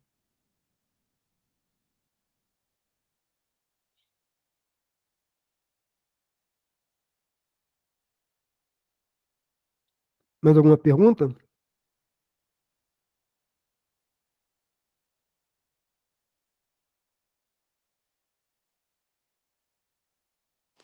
Tiago, eu tenho uma. Você comentou em alguma parte sobre gnósticos e os judaico-cristãos teriam uma visão monoteísta, mas eu também já ouvi falar da questão do monismo, né? Aquela ideia da mônada. Que- Onde que isso se encaixa aí? Porque me parece que se encaixa em muitas coisas que você falou. Sim, claro, o monismo é algo do brahmanismo, né? Mas como eu falei, né, é um monismo emanacionista, no sentido de ver a matéria como um desdobramento de Deus. Então, existe Deus na natureza, existe Deus nas coisas visíveis.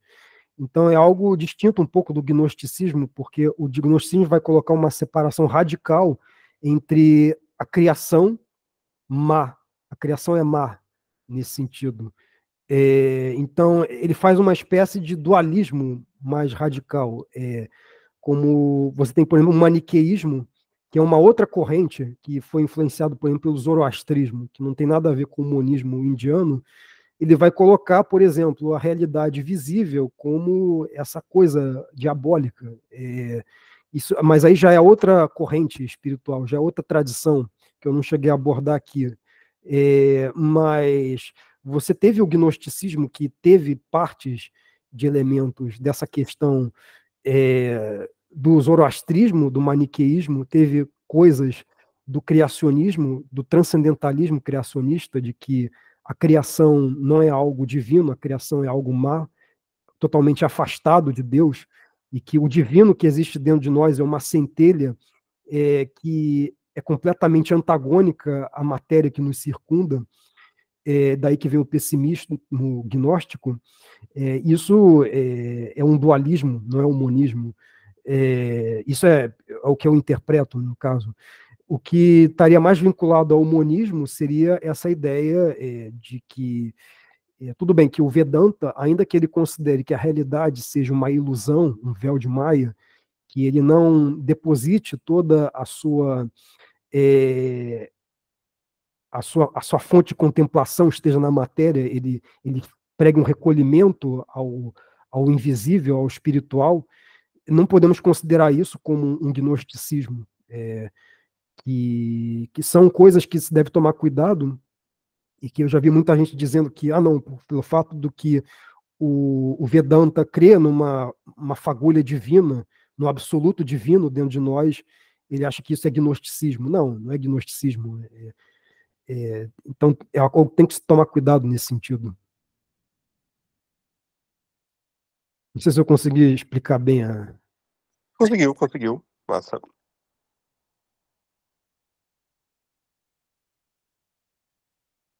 Tem alguma dúvida, Eliseu? Não, eu, assim, agora breve comentário, né? Primeiro, parabenizar aí a palestra, acho que você conseguiu fazer uma síntese muito grande, você trouxe um banquete do Oriente, né?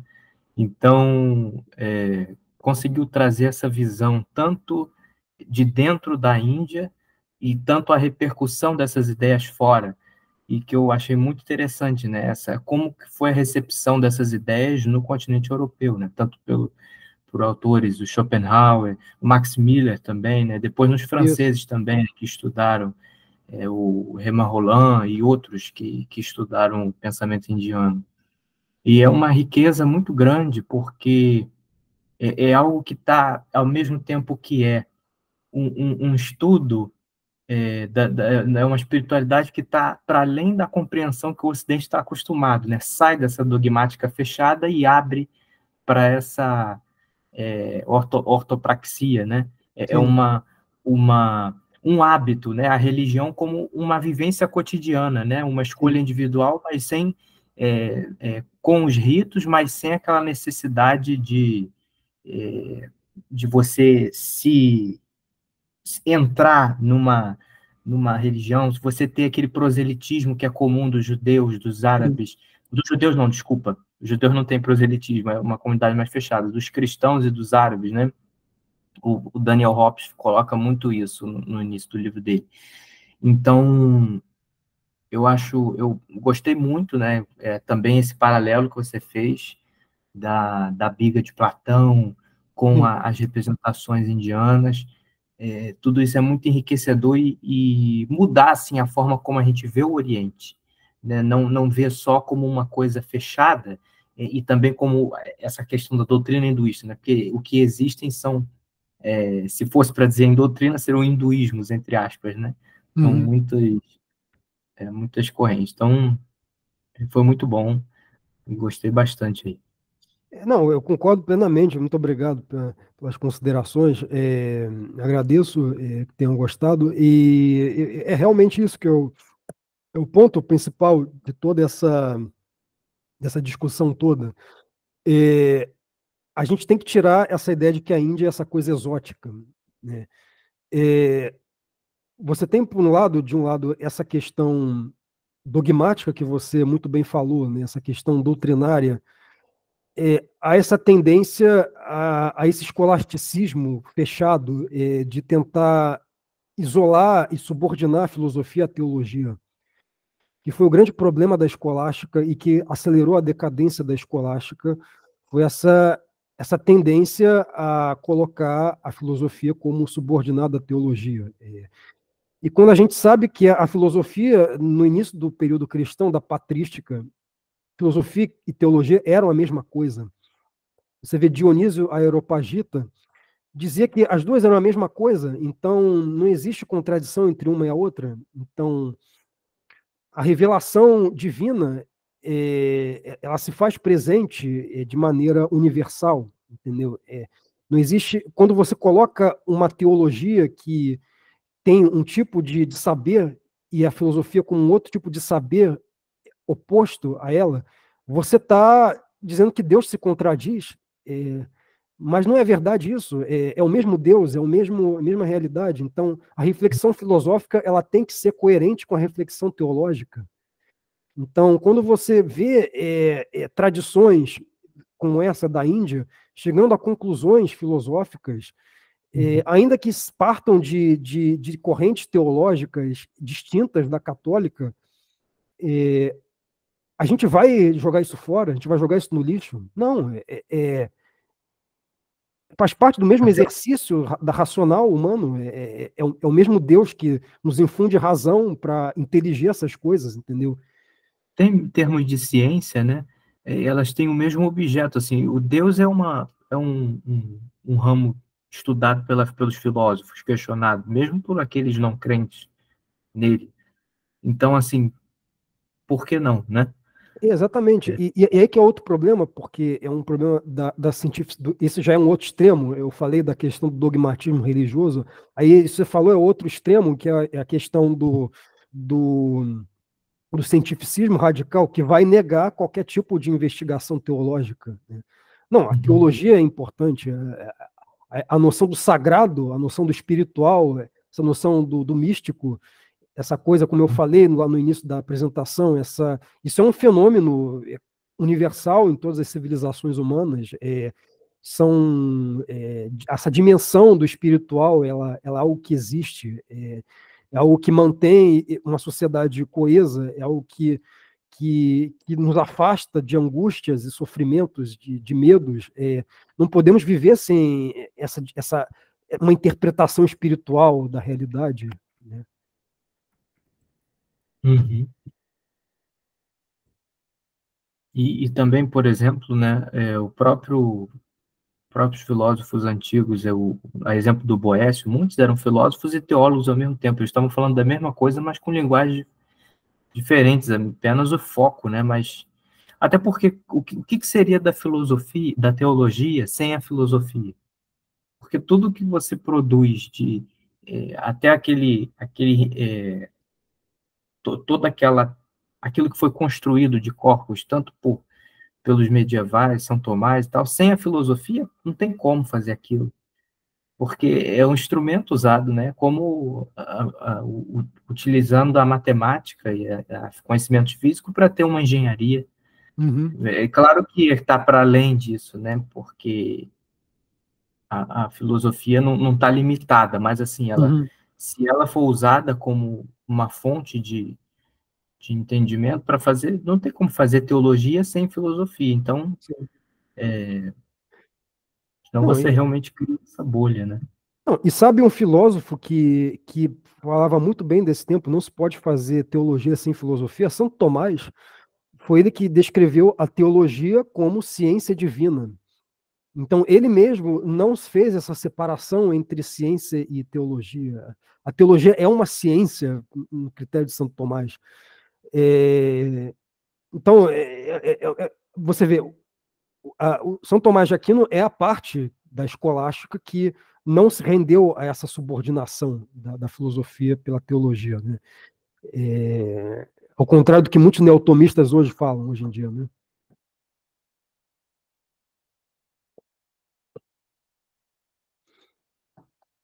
Bom, então estamos encerrando aqui. Mais alguma pergunta? Alguém? Bom, eu vou encerrar aqui a apresentação. Então, muito obrigado pela participação de todos. Esta palestra está sendo gravada aqui. Em breve eu irei divulgar a gravação por e-mail de vocês. Eu vou passar também os slides para vocês também, caso vocês queiram fazer alguma consulta da bibliografia. E eu convido a todos também a entrar, se inscrever no nosso grupo de estudos, que temos um canal de discussões no WhatsApp, e eu vou também encaminhar o link para vocês por e-mail, para quem se interessar, do Instituto Ágora Perene, e podemos trocar ideias, caso vocês tenham algumas outras perguntas relacionadas à aula de hoje. Eu posso também enviar bibliografia, caso quem se interesse dessas obras que vocês viram no início da palestra. A gente pode eventualmente organizar mais palestras futuras, explorando temas sobre a filosofia indiana. Caso vocês tenham perguntas a fazer, a gente pode combinar de fazer mais uma reunião como essa e vocês tirarem dúvidas. E a gente vai mantendo contato, a gente vai conversando. Então, a ideia dessa palestra é não acabar por aqui, a gente continua nesse grupo de estudos a continuar as nossas investigações, né? E a gente espera que essa palestra seja só o ponto de partida, né? Que não seja o final de tudo, né? Espero que isso se desenvolva em coisas mais enriquecedoras no futuro, né? Eu conto com o interesse de vocês, eu espero que a gente consiga continuar conversando nesse sentido, né? Bom, eu vou parar aqui a apresentação, então, muito obrigado a todos e até a próxima, então. Tchau, tchau, obrigado. Falou, obrigado a todos. Parabéns. Obrigado a todos.